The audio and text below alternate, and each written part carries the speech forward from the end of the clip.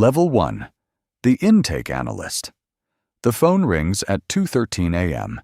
You do not recognize the number. You answer anyway. For 3 seconds, nobody speaks. Then a woman says your full name, your date of birth, the address of your first apartment, and the name of the teacher who once caught you stealing exam answers when you were 13. Your hand tightens around the phone. She says, "The car outside is for you." The line goes dead. You look through the window. A black sedan waits across the street with its engine running.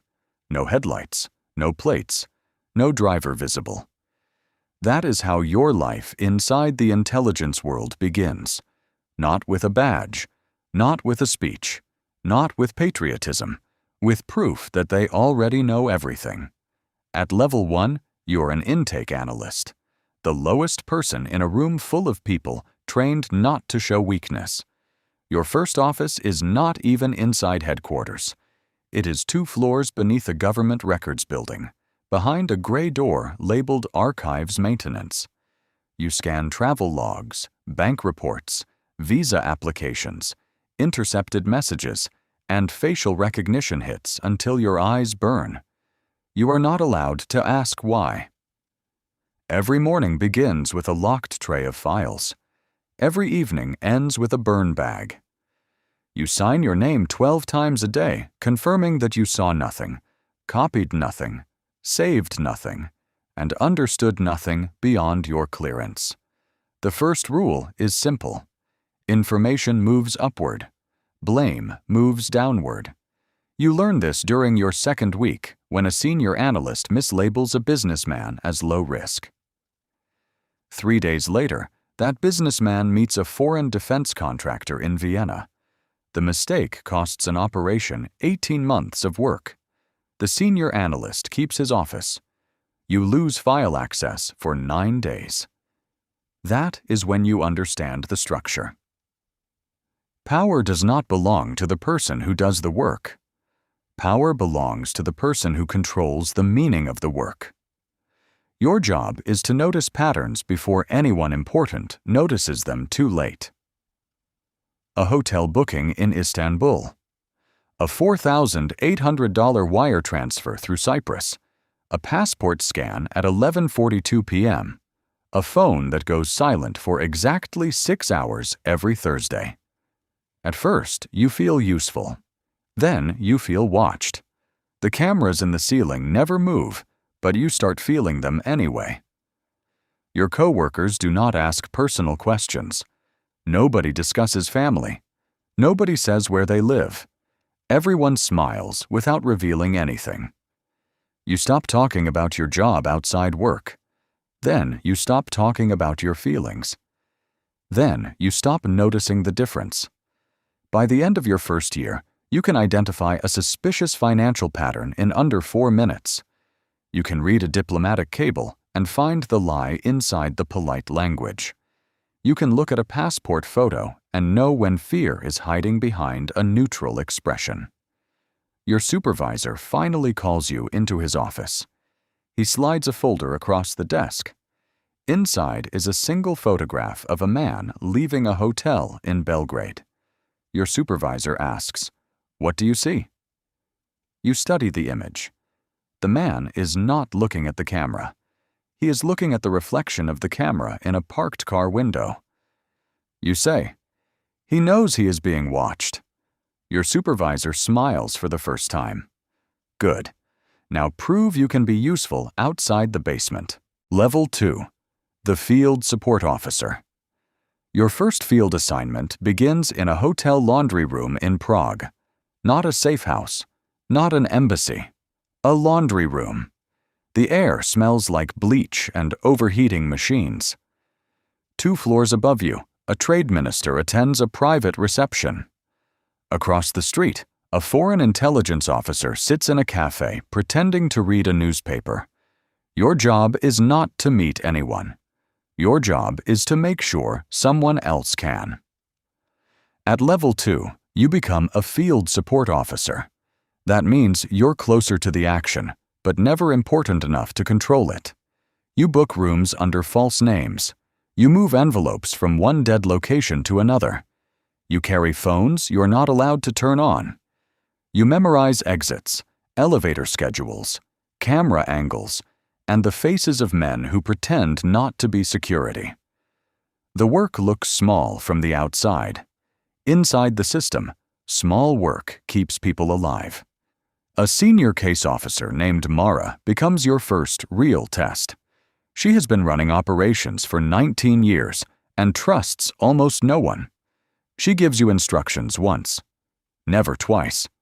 If you ask too many questions, she stops using you. Her rule is simple. Competence is loyalty until loyalty is proven. You want her approval more than you admit, so you become precise. At 8:10 p.m., you place a briefcase inside locker 314 at the central train station. At 8:22, you confirm the platform camera near track 6 is down for scheduled maintenance. At 8:40, you text one sentence from a prepaid phone. The rain starts early. That sentence tells Mara the meeting can proceed. Nobody thanks you. Nobody is supposed to. 2 weeks later, you make your first moral compromise. A local journalist gets too close to an operation. He is not an enemy. He is not corrupt. He is simply curious, which makes him dangerous. Your superior orders you to leak documents that make him look financially compromised. You know it will damage his career. You also know the operation protects an asset inside a hostile ministry. One person's reputation against one source's life. The math feels ugly. You do it anyway. The journalist is discredited within 48 hours. The asset survives. The operation continues. That night, you tell yourself you made the correct decision. By morning, you almost believe it. At level 2, the agency teaches you the second rule. Good people can become obstacles. Once you accept that, your usefulness grows. Mara begins trusting you with live operations. You sit in parked cars for 6 hours without moving.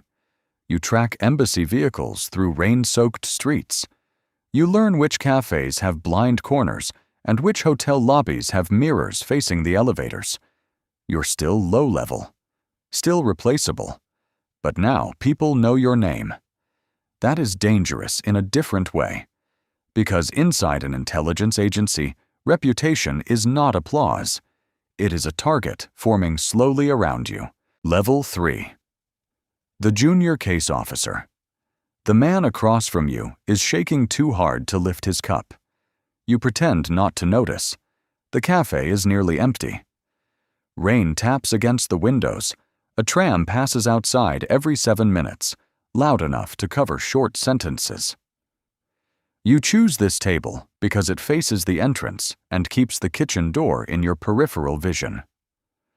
Mara sits 2 blocks away with a surveillance team. But the meeting is yours. At level 3, you become a junior case officer. For the first time, another human being is officially your responsibility. His name is Pavel. He works in a customs office. He has access to shipping manifests, diplomatic cargo exceptions, and port inspection schedules. 3 months ago, he sends an anonymous email offering information. 2 weeks ago, the agency confirms he is real. Tonight, you find out what he wants: money, protection, revenge, forgiveness. Everyone wants something. Your job is to identify which desire is strongest and turn it into a leash. Pavel says he hates his supervisor. Then he says his daughter needs surgery. Then he says his country is being sold to criminals. He gives you 3 motives in 10 minutes, and you understand he is still deciding which version of himself lets him sleep at night. You listen. You nod. You offer nothing you cannot deny later. That is the 3rd rule. Never promise more than the agency is willing to burn. You give Pavel $12,000 in emergency cash and a number that connects to nobody unless used correctly. In exchange, He gives you copies of cargo clearance documents tied to a weapons transfer. The information is real. The operation expands overnight. Suddenly, you are not supporting someone else's network. You're building your own. The first few months feel intoxicating. You meet Pavel in parking garages, public gardens, and the back room of a bakery owned by a man who never asks questions. You learn how to calm panic without sounding kind. You learn when to push and when silence does the work for you. You also learn that assets are not friends. Pavel invites you to his daughter's birthday. You decline. He asks if you can help his family leave the country. You say you're working on it. You're not lying. You're also not telling the truth. His intelligence becomes more valuable. That makes him more protected on paper and more endangered in reality. Every document he gives you pulls him deeper into a game he only half understands. One night, he tells you he wants out. You report it. Your division chief says, stabilize him. Not help him. Not save him. Stabilize him. So you do. You remind Pavel what happens if his handlers on the other side discover the leaks. You remind him of his daughter's medical care. You remind him that he already crosses lines he cannot uncross. He stays. You win. And some quiet part of you does not celebrate. At level 3, you learn the 4th rule. Control often sounds like concern. The better you become at caring professionally, the less you remember how to care honestly. Level 4. The Operations Officer. The operation fails at 11:58 p.m. You know before anyone says it. The extraction vehicle misses its second turn. The backup signal never arrives. Pavel's phone goes dark 18 minutes before schedule. In the command room, everyone keeps speaking calmly, which is how you know something is wrong. At level 4, you become an operations officer. That means the mistakes are larger now. More money, more people, more consequences. Your first major operation carries the codename Glass Orchard. 6 months of planning, 11 field officers, 2 assets, 4 surveillance teams, $380,000 in untraceable operational funds. The target is a procurement network moving restricted components through 3 countries. On paper, the plan is clean. Reality is not paper. A border checkpoint changes personnel without warning. A local police commander gets nervous. Pavel panics when he sees a man from his ministry near the terminal. One small variable touches another, and the entire structure begins to shake. Your job is to make decisions faster than fear can spread. You authorize a route change. You burn a safe apartment in Warsaw. You order a surveillance team to abandon equipment worth $90,000 because recovering it creates more risk than losing it. Then Mara looks at you and says, "We can still pull Pavel." You have 9 seconds to answer. Saving Pavel risks exposing the network. Leaving him protects the operation. You created the relationship. You recruited him. You stabilized him. You told him he is not alone. Now the agency waits to see whether you can sacrifice what you build. You say, "Protect the network." Mara holds your gaze for half a second. Then she gives the order. Pavel disappears before dawn. The official report states his status as unknown. Everyone understands what that means. Glass Orchard succeeds. The procurement network collapses. 3 foreign officers are expelled under diplomatic cover. A minister resigns. Your division receives praise from people whose names never appear in documents. Your reward is a promotion. That is the worst part. At level 4, you learn the 5th rule. The system does not punish every compromise. Sometimes it promotes you for them. After Glass Orchard, people treat you differently. Junior officers straighten when you enter the room. Analysts send you priority reports. Senior leadership begins inviting you into meetings where the real decisions happen before the official meetings begin. You become sharper, colder, better. You stop asking whether an operation is clean. You ask whether it is controllable. You stop asking whether someone deserves pressure. You ask whether pressure works. Your language changes. People become sources. Damage becomes exposure. Fear becomes leverage. Failure becomes acceptable loss. The transformation does not feel dramatic. It feels professional. That is how the system survives. It teaches you to rename the parts of yourself